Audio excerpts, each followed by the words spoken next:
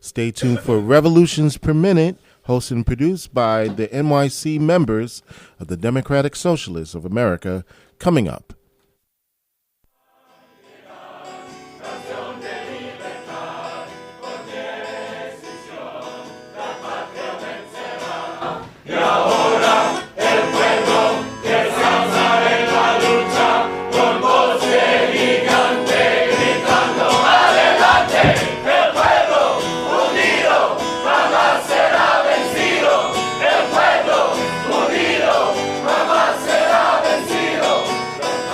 Revolutions Per Minute is a weekly radio show from the New York City chapter of the Democratic Socialists of America, recorded live at WBAI 99.5 in Brooklyn every Tuesday at 5.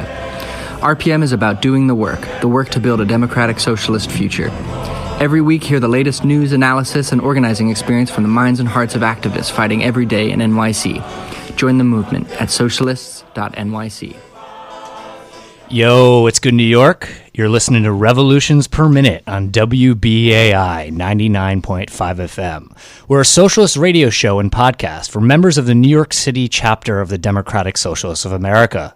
The DSA is the largest socialist organization in the United States, with 56,000 members nationwide, and NYC DSA is its biggest chapter. We are run by our 5,500 plus members and organizers who are working together to build democratic socialism in all 5 boroughs.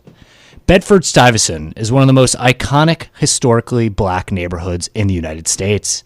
Community School District 16 covers about half of Bed-Stuy, and almost every school in District 16 is losing kids. School Colors is a new podcast covering the history of how today's crisis emerged and the ways parents are now struggling for self-determination. Its host, Mark Winston Griffith and Max Freedman, join us to discuss these pressing issues. But first, I just want to give a shout out to the UAW workers who are striking all across the country. They started a strike earlier this week after failed negotiations with General Motors, and now General Motors is yet again unleashing brutality on the working class. They, in the midst of this strike, they are pulling healthcare benefits, and they're really using every weapon they can to undermine these workers, which, I mean, is always particularly heinous, but it's really absurd considering the fact that the UAW stood with General Motors 10 years ago when it was bankrupt and going to completely go out of business unless it had aid directly from the federal government. But per usual, capital can get all the help that it wants in the United States from the federal government and from state governments, but the working class is left behind. So we just want to really give a shout out to those workers who are putting their bodies on the line to fight against a 2-tiered wage system and fighting for the temporary workers there. Now they're also fighting for their health benefits. And we really hope to see this struggle continue. And if you have a chance, show your solidarity and stand with the... I can't recommend you to go do anything, but the workers are in there on picket lines, and if you are so inclined, I don't know. I'm gonna move on from this point, but there are times when almost all strikes are supported by socialists, but there have been times in history where workers have been on picket lines in a way that have stood for white supremacy and for against neighborhood control of schools. And we are talking about one of those exceptions to the rule today. And we're discussing both what's happening now in the fight for community control, but also kind of going back in history to the Ocean Hill-Brownsville strike. But before we do that, I want to introduce our guests and just ask, what are the forces that got both of you involved in organizing in your community? This is Mark, and I'll start by saying that I'm the executive director of the Brooklyn Movement Center. So our very reason for being on this earth is to organize black folks in particular, but the black community in central Brooklyn, Bedford-Stuyvesant, and Crown Heights. So it's something I've been doing most of, if not all of my adult life. And this podcast, while is distinct in the sense that it's an act of journalism, is still connected to the Brooklyn Movement Center and its concerns around social justice. And Max, what about you? Hi, this is Max. So my work with the Brooklyn Movement Center started when I was in graduate school for urban design, and I wanted to do some research around the relationship between neighborhood change and schools as a self-identified gentrifier. Having lived in Bed-Stuy since 2012, I understood that I was a part of this. And I wanted to stand with an organization that was trying to do something about it. But the rest of my organizing life, I'm a facilitator with an organization called Theater of the Oppressed NYC, and so I've done a lot of work with folks making plays about their experiences facing discrimination in housing and healthcare. And I've also been a part of an organization called If Not Now, organizing my own community, which is the American Jewish community against the Israeli occupation of Palestine. And so, I guess you're saying, you identify that you were, part of the process of gentrification. Yeah, I'm not a developer, but you're not the one, making the profit off of it. But, definitely not.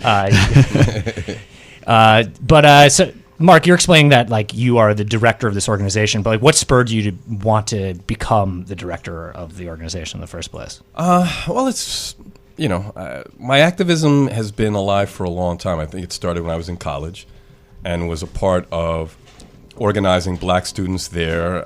We had a big impact on the university and made some dramatic changes and really changed the way the university approaches people and students of color in particular, and has really institutionalized changes then. So when I was a part of that movement, it showed me the impact that a few really smart people can have as far as organizing people, building one voice. I was also involved in electoral politics.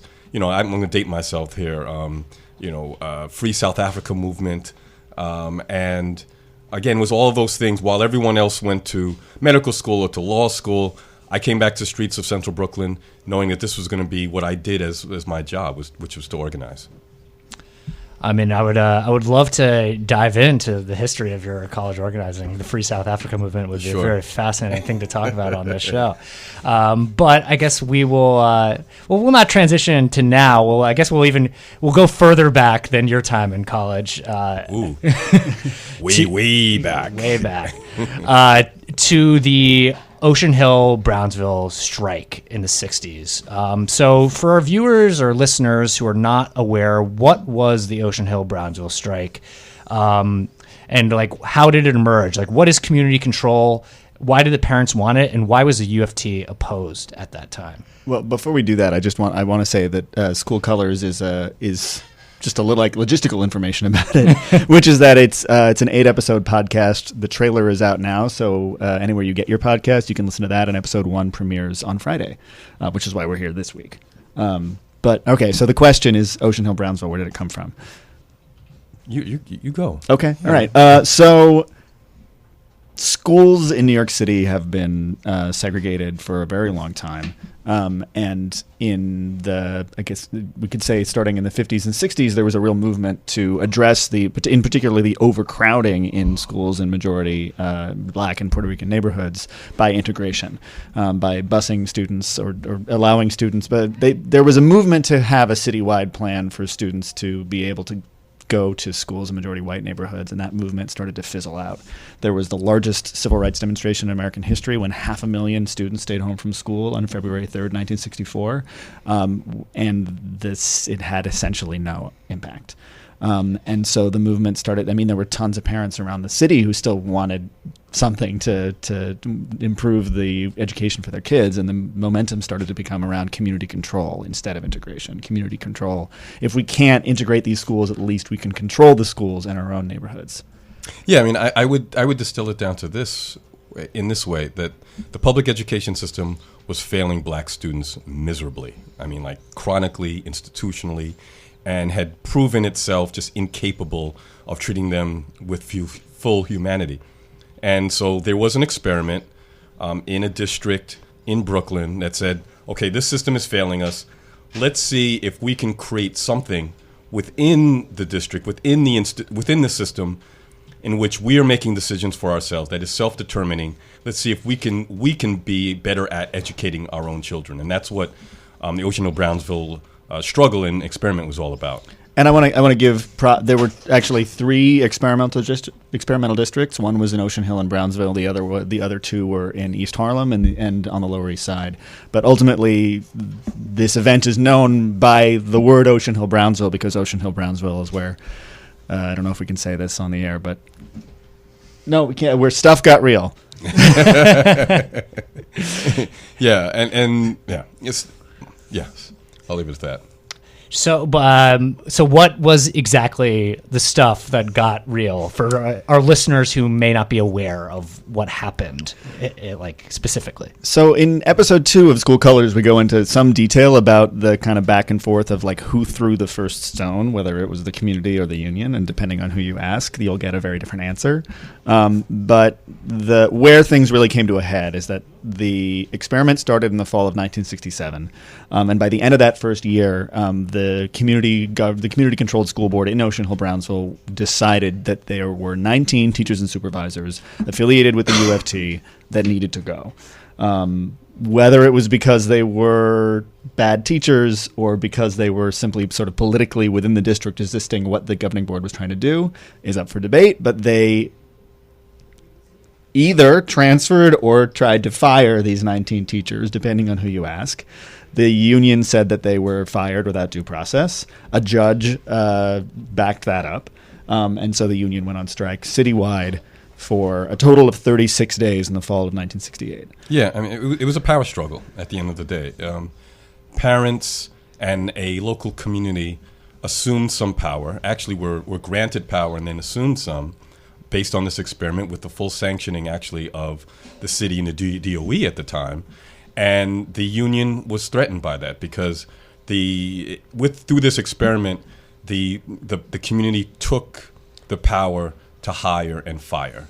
And that was a direct threat to the union.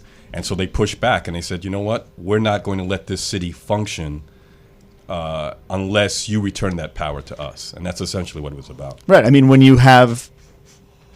there was 1.1 million students in the city of New York. The schools were closed for 36 school days. The city could not function. All those families had to figure out where to send their kids. And I should say the due process for these 19 teachers and supervisors was like technically the issue at hand. But when Mark says that the union felt threatened by this, it was a much more kind of existential threat in the sense that this was a pilot program. If the city had been divided up into districts that worked the way that Ocean Hill-Brownsville did, there could have been as many as 60 or 65 of them, and the union would have had to renegotiate 60 or 65 contracts instead of one, which they did not want to do. I think what's so fascinating about this historical moment and why it's so necessary to explore it and what it means historically is that you're not having a fight between like the forces of capital and labor.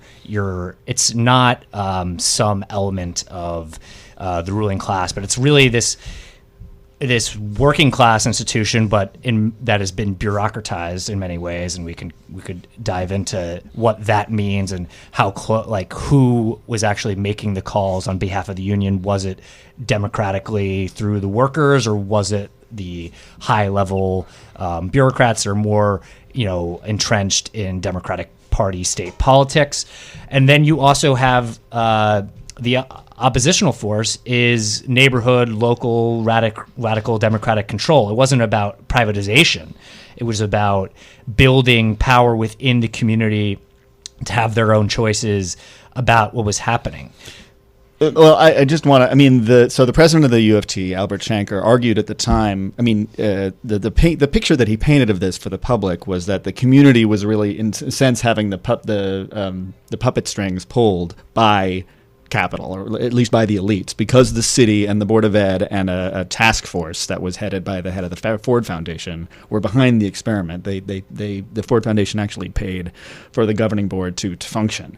The union was able to for a lot of people to paint this as essentially the sort of like lower middle class of quote-unquote real New Yorkers against a coalition of radicals and elites. Yeah, and what I thought was, in looking back, what's really a tragedy is that this was all going on across the backdrop of the Civil Rights Movement and then the Black Power Movement, and by positioning itself in the way that the UFT did, it put, although it used rhetoric that said that they were trying to kind of reset the Civil Rights Movement, and they thought that this effort was outside of the Civil Rights Movement. But in fact, it was smack dab in the middle of it. In fact, if you see the documentary Eyes on the Prize, it talks about this in the context of the Civil Rights Movement. And the UFT, not only did it position itself against that, but what we really got away from is the fact that students were being, they were being destroyed in the classroom. And what was really disappointing about all of this is that somehow never really got directly addressed. That no one was saying, these children are really important and we're going to do what's necessary to make sure that they get a great education. Schenker was invested in teachers being treated like professionals and therefore being not told what to do by anybody. Yeah, and it's a shame that labor rights and civil rights and the rights of these children were in opposition. They should not have been in opposition, but they in the end they ended up being. And I should say, in the context of this show in particular, in talking about socialism, Schenker was a socialist. Albert Schenker was a self-identified socialist. He was an anti-communist socialist of a kind that was very sort of like a thing at the time. And in fact, the UFT kind of emerged in the early 60s out of the ashes of a different teachers union that had a lot of communists in it and was also had much more kind of explicitly anti-racist politics. And over the course of his career, Albert Schenker went from being the head of the UFT to being the head of the AFT, the National Teachers Union. The socialism sort of took a backseat to the anti-communism, many people say. But that tended to be a trend for a lot of people who moved up the bureaucracy during those years. I think is really important to highlight in a sense how you had this this anti-communist attack on the radicals in the labor movement that both purged it of many of its strongest organizers, many of the labor organizers who were most committed to an anti-racist politics, and also in this process started to develop a relationship between high-level staffers in the union and the Democratic Party, and this kind of overall Cold War, anti-communist, and increasingly anti-socialist politics where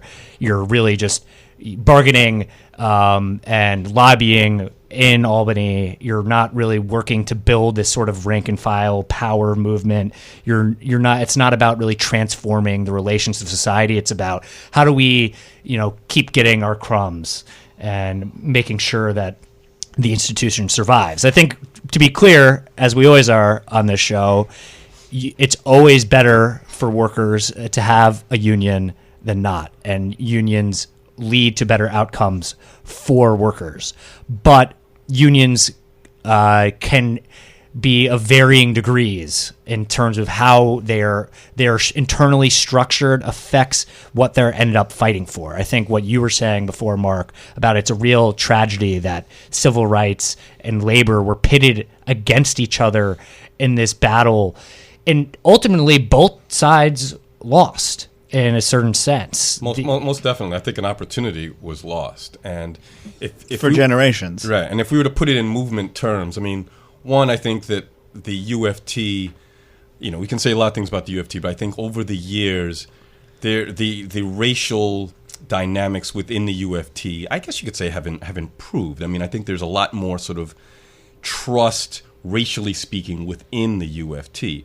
And I don't know to what extent people operating today in movements have a memory of that. But what I can say is that I think it has somehow contributed to this distrust that you oftentimes feel between sort of black folks working on a grassroots movement level with this distrust they often have with labor, and this perception that it is oftentimes white-led or that there's just an insensitivity or a secondary position of their rights to that of workers. And it was a missed opportunity then, and certainly you see those missed opportunities continuing to this day. And I will say one of the ironies about District 16, which is where we're focused in kind of the present day part of the story in the podcast, is that it is District 16 has the highest proportion of black teachers in the city, of any district in the city.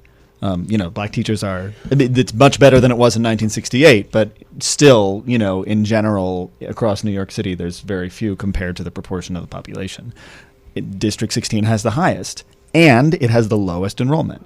Yeah. It is the most under-enrolled in the city. So something is wrong. And let me just say this. My father was a U of T member. My uncle was a U of T member. My wife is a U of T member. All parts of my family are U of T members. But it's interesting when you look at the positioning during the strike, my father, my uncle were on the opposite side of Albert Shanker, although they were part of the union. They were forced to decide where they were going to align themselves politically. And I think it speaks to Shanker's inability to speak to their interests that they ended up going the way that they did. And I should also say that my mom's family is from Brownsville. My mom's first cousin was a union teacher who said, with we had to stand with Shanker. It was a painful thing to keep the kids out of school for that long, but it was the right thing to do. And Mark's uncle and my cousin both. Mark's uncle crossed the picket lines to try to keep his school open. My cousin was on the picket lines, and then in the afternoon opened what they called a freedom school to try to have someplace for the kids to go. And then when this was all over, they ended up working in the same school together for 17 years and became close friends. Yeah, and we didn't know that. We didn't know that going into this. I mean, we were always looking to sort of infuse this story with our own stories, but it was literally in the middle of all of this where I was talking to my uncle and Max was talking to his cousin, and they were two characters on opposite sides of the strike, but we learned that they not only that they knew each other, but they actually got to be very close friends after all of this. So that's instructive as well. It's interesting. We have a lot of U of T connections. I guess my fiance is also a U of T member. Right. Right. I mean, Mark said it before, and I'll say it again. We are not anti-union. I think there are many different ways to have a union. And that's something that, that's something we're trying to talk about. Right. Just want to remind our listeners that this is Revolutions Per Minute on listener-sponsored WBAI in New York City, broadcasting at 99.5 FM and streaming on your favorite podcast app. To connect with us after the show, you can email us at revolutionsnyc@gmail.com or sign up for our newsletter to get links to what we talk about on the show. You can do that on our website, revolutionsperminute.simplecast.com. You can also find us on Twitter at NYCRPM. Today, we are talking about parent organizing. We've just been discussing the history of the Ocean Hill-Brownsville strike and kind of the tensions between the U of T, within the U of T, and also between the U of T and the community. And something that's been happening recently, and for socialists, we see this as a very exciting development, is the emergence of these teacher strikes over the past 6 or 7 years. There was, starting in Chicago in 2012, you have this really incredible development. And I think what's different about what happened in Chicago and also what recently happened in Los Angeles, and I know you guys are more plugged into what's happening here in New York, so we don't have to dive too much into this, but I think it is important to note how those strikes developed around very different lines than what happened here in the late 60s. That in Chicago, as well as in LA, and I think this has also been happening in Oakland, and it's a different circumstance when you get into the West Virginia and Oklahoma and Arizona. They're in different material and social conditions. But in Chicago and LA, there has been extensive work between the rank and file strategy and the parents in the community collaborating together to center racial justice issues within their organizing campaigns and, in fact, in their demands in the strike. There was, in LA, I know that it was very critical for them to make sure that they they lessened the amount of police in the schools. They were striking against the over-securitization of schools, the school-to-prison pipeline, and Chicago has been the Chicago Teachers Union has been very involved in fighting back against the police academy that is being pushed by the Chicago City Council and the police department there. So, how do you see like working together with at least some members within the teachers union or just teachers in general alongside parent organizing? Like we just had Gia Lee and Kevin Prosen, who are part of the Moore Caucus, the reform movement within the U of T, and racial justice issues and the legacy and the current institutions of white supremacy were actually a major focus of our conversation when we had them on the air. And I'd recommend you guys checking that out if you want to. I think it was a really great discussion. So is there anything, how do we bridge this gap between the community, the schools, and the union? And is there anything that we can draw from those experiences in Chicago and LA?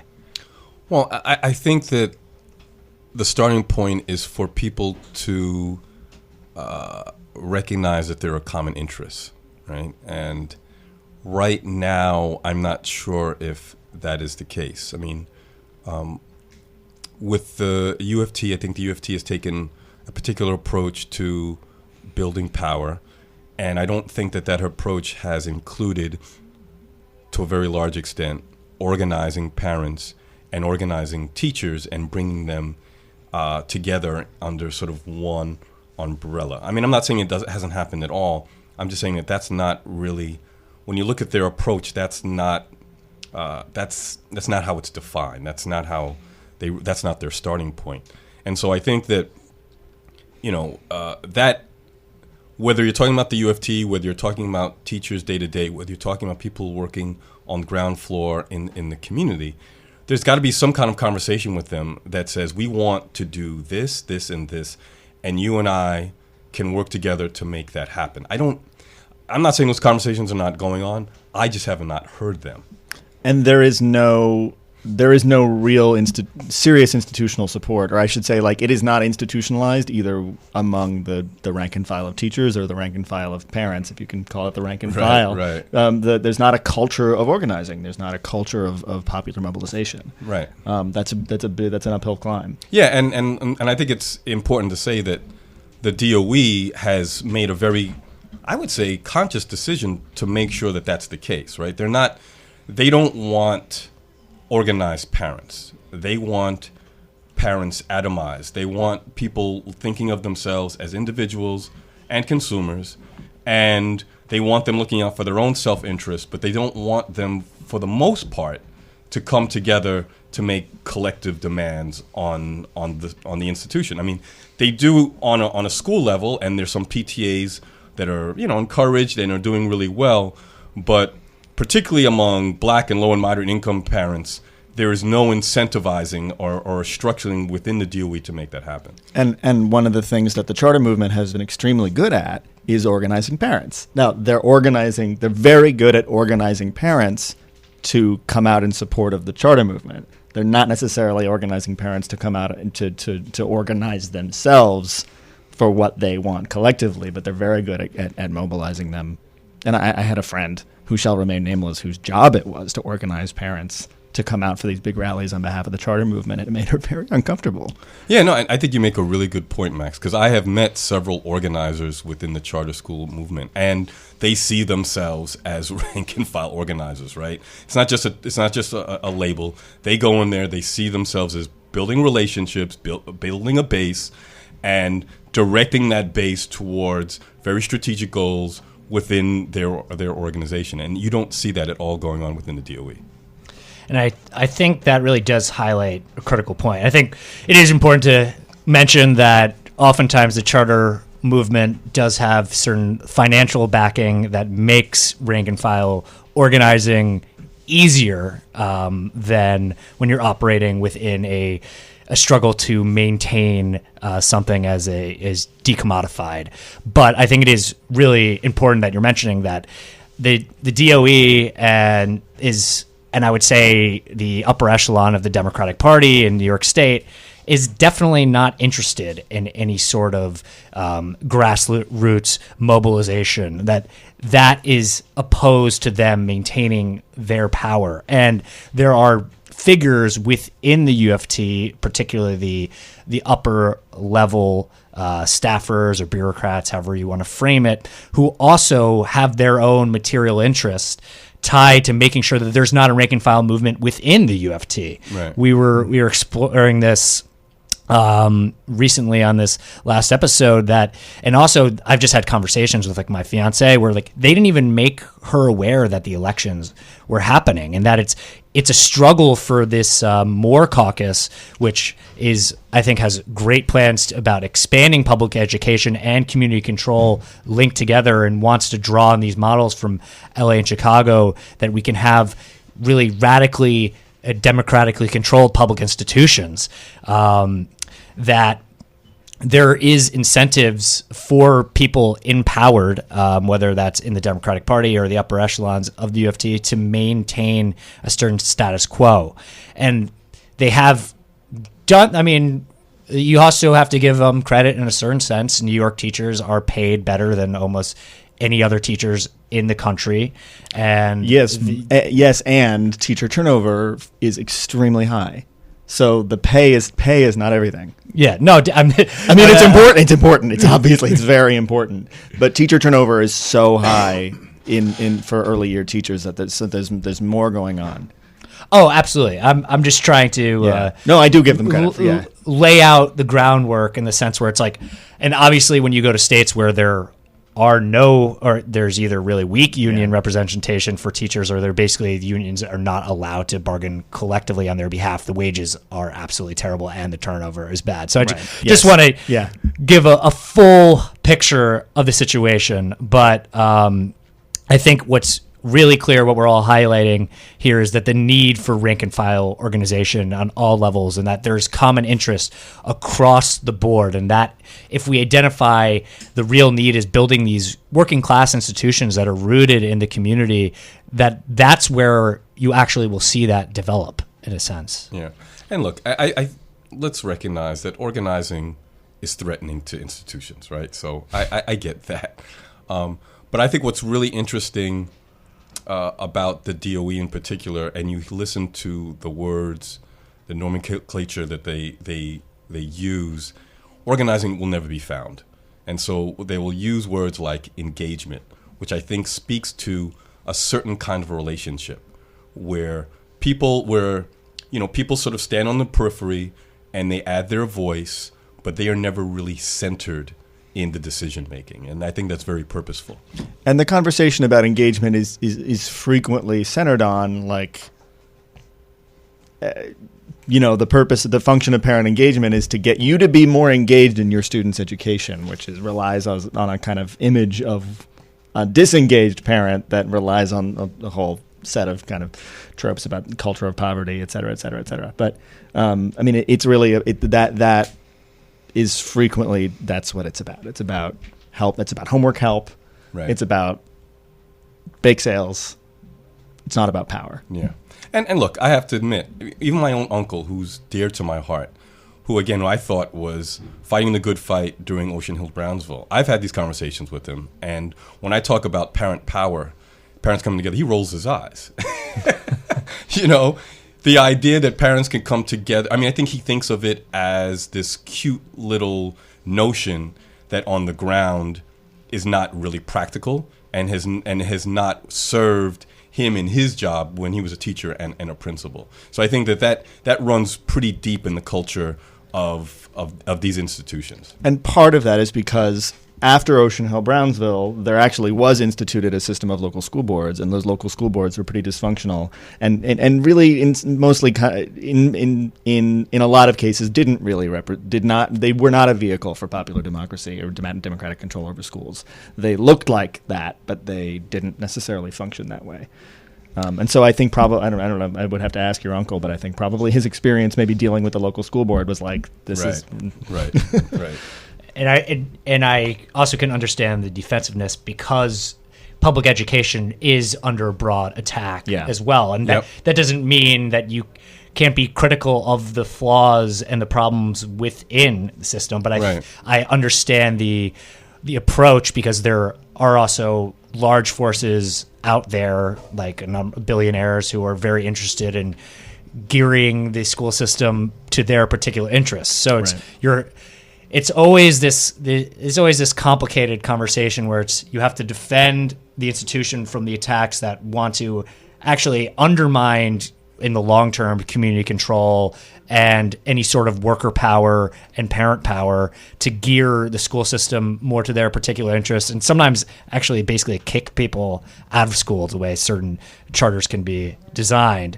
But also having understanding that the way that the current public school system operates has limitations, because it exists, one, in a capitalist society, so there are power structures that have to deal with that, and then there are also institutions that are entrenched in that system that, if there are actually rank and file movements of teachers and parents, it will undermine their power. But just to transition into specifically District 16, what's happening there right now? Like, what are the primary concerns of parents, and is there organizing going on, and is power being built?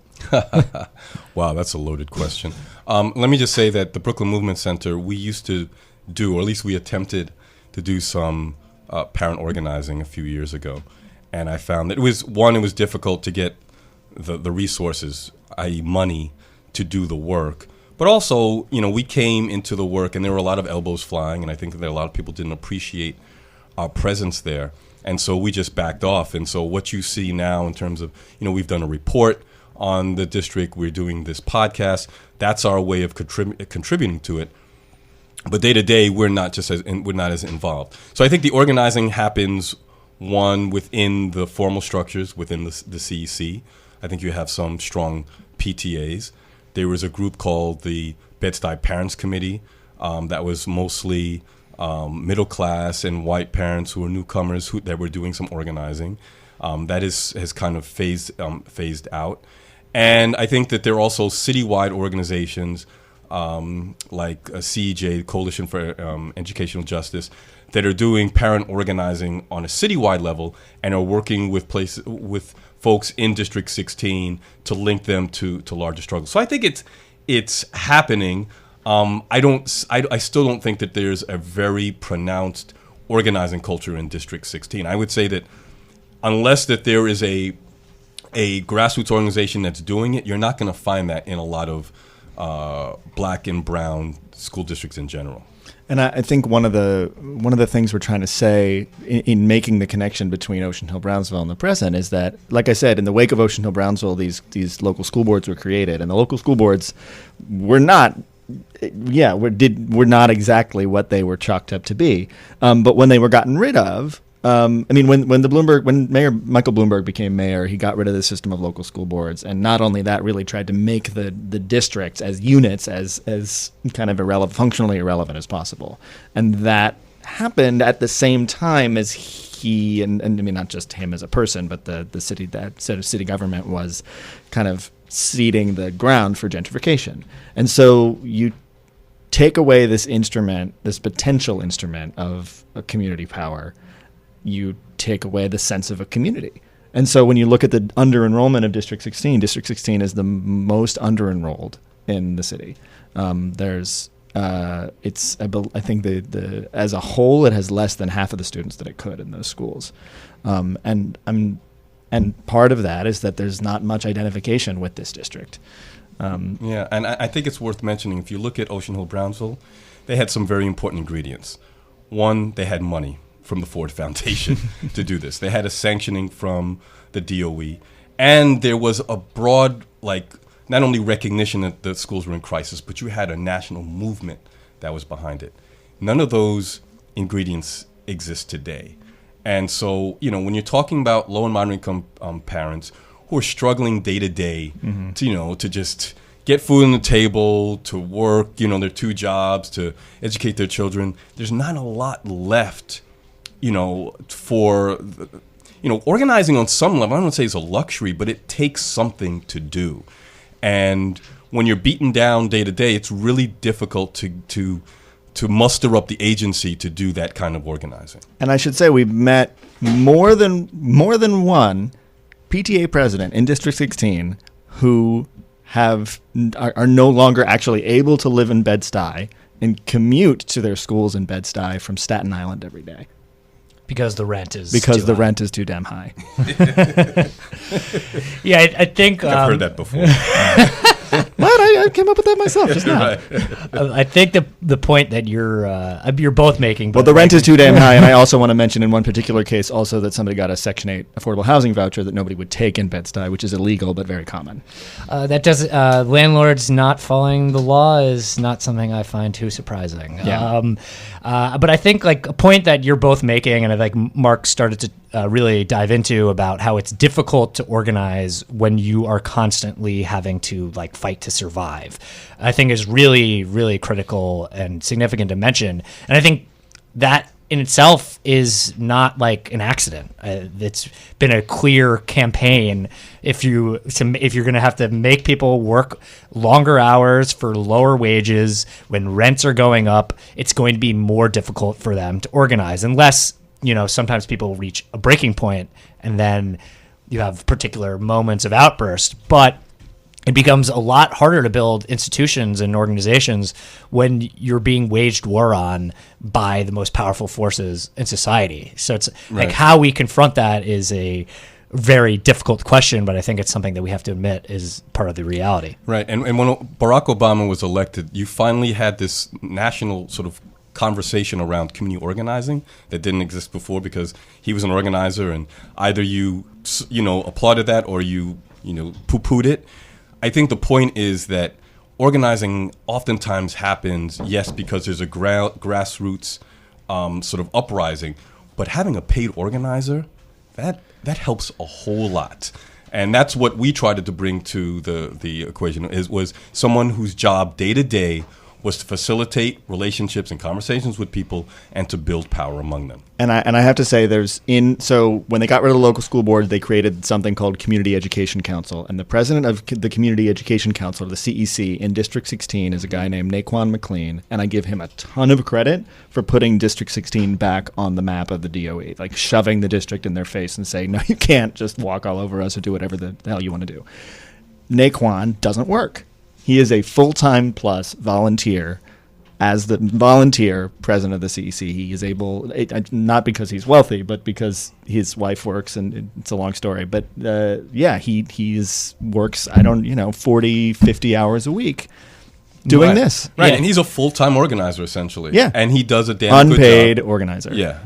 Yeah, I mean, I think And nothing would happen without somebody like that. Right. part of the reason as socialists why we consider the union movement to be so important is because it's one way, or sometimes the easiest, even though it's not very easy to organize a union, particularly in the current context, to generate money into a mass movement, because there are dues structures, you can have paid staffers, and there's if the union's particularly organized in a small d democratic manner, you can utilize these resources to build working class power. But I just want to remind our listeners that this is Revolutions Per Minute on listener-sponsored WBAI 99.5 broadcasting in New York City.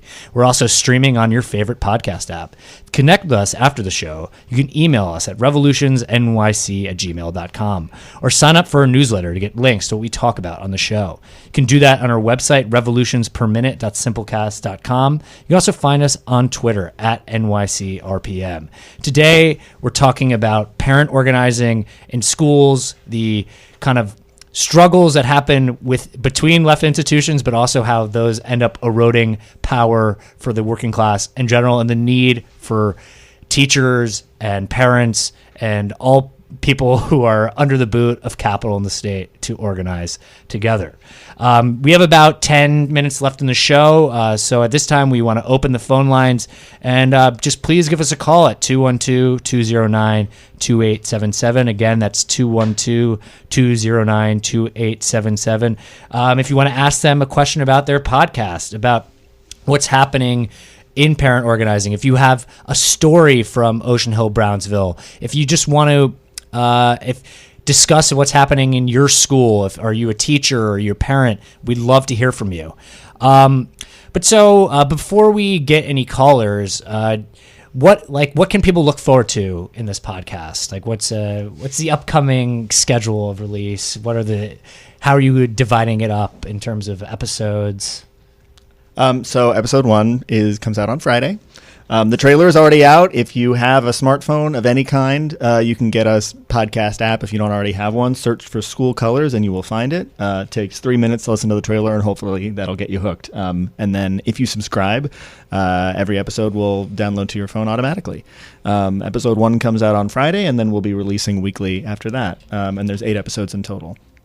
Right, and let me just add that I have no idea, to the average listener, how exciting race, class, and power in American cities through the lens of a school district in Brooklyn. I don't know how much that grabs people, but I can tell you, and I really can tell you because I was a part of it, that it's just very, very strong storytelling, and the humanity comes out of all these people, and we go in there as journalists, and obviously we have a point of view, but I think that you can find yourself as a listener in it, and you can find some level of empathy with virtually everyone who we feature in the podcast. So I just really encourage people to tune in. Yeah, and education policy can really be forbidding.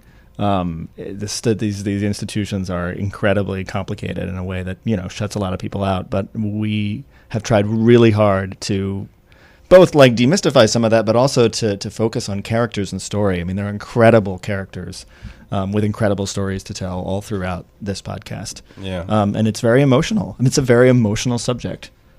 Yeah, would you say your ultimate goal with this podcast is sort of to make an entertaining piece of political education? So to take what you are talking about, it's obviously, I mean, if I hear that, and it really draws me in, but I'm probably not. I'm not an average. Yeah.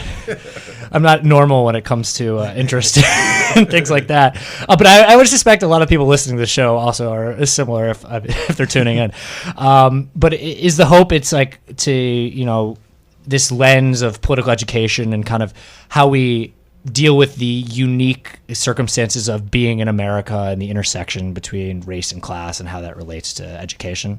Well, I'm sorry, what was the question? Sorry, I guess it turned into more of a statement. But is the hope that this is like a political education, that this will draw people into the movement and at least or become more aware of what's happening? Yeah, I will say that we started this off really in the context of where we are today, which is gentrification, and knew that there is a very fraught conversation going on between and among people in central Brooklyn around that, and that the schools were a staging ground for a lot of this. And so I think our attempt was to kind of, gentrification, everything gets dumped into that, right? And so we tried to strip out the discrete elements of it and give people a chance to speak from their point of view. And yes, there's political education, but it really was an attempt to kind of facilitate and navigate a very unwieldy conversation and make some sense of it. Not just like a top-down, like this is how you should think political education, but kind of like a dialogue, right? Where this is a process that people are engaging in collectively. That this is a project where you want to tell these stories from all these different people that have been involved, both historically in these struggles and also in what's happening right now. Right. I mean, it's facilitated conversation with also historical and policy context as well. Yeah, I mean, dialogue across difference is very difficult and very rare. And so I think we're trying to kind of sort of curate it within the space of the podcast and hope that it seeds more dialogue out in the world. Yeah, and dialogue is, it's a pretty degraded term and concept these days. And so, I think it inspires, again, a little bit of eye rolling. But we really believe that there's something we can contribute to this conversation. So, I mean, that's great. Can you just remind everyone how they can get in touch with the podcast? I know you've mentioned briefly already, but where yeah, can go right on now? any podcast app, Apple Podcast, Google Podcast, Radio Public, Spotify, anything like that, you can search for School Colors and you'll find it there. You can also visit our website, which is schoolcolorspodcast.com. All right, great. And we have a couple minutes left. So if anyone wants to call in with any questions, remember it's 212-209-2877. Again, that's 212-209-2877. And I think what is like so fascinating about like where you just bringing up gentrification, and there's a way that gentrification can create antagonisms and just like bad things happen between the people on the ground who are participating in it. Like middle-class white people go into a neighborhood, they call the cops in a situation, and it escalates to violence on the people who have been living there for a long time. People who have been living in a community, like people of color, are forced out and pushed further and further away, makes it more difficult for them to access the jobs.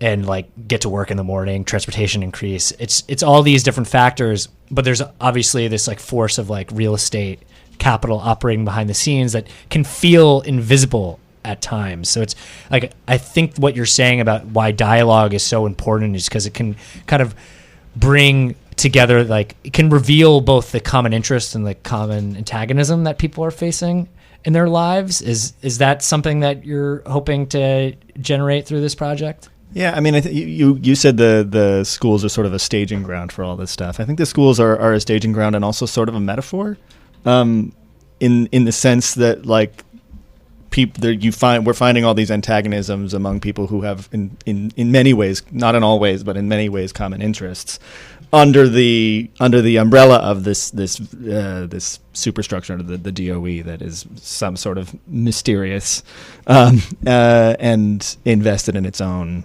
survival. And in some ways, I think the neighborhood is the same way.